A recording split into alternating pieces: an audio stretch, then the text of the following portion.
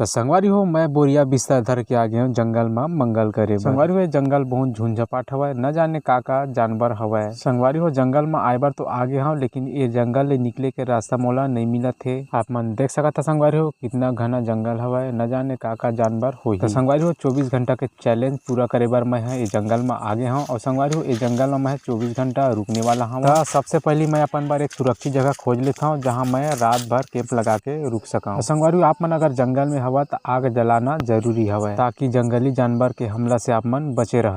तो संगवारी हो रात ज्यादा हो गई तो भूख बहुत लगत रही हवय। तो हमन 2 मिनट वाला मैगी बना के रात के डिनर करे हवन। ओकर बाद हमन सो गए हन। सोए के बाद संगवारी हो कब सनी सुबह हो गई से पते नहीं चली से और आगी जलत रही से हमन आगी तापे लगे हन। और संगवारी हो ये हमार कैंपिंग टेंट जेमा रात भर हमन सोए रहे। तो संगवारी हो जंगल में 24 घंटा के चैलेंज ला पूरा करे के बाद अब हमन जाबो अपन घर। संगवारी हो ये वीडियो ला ही में समाप्त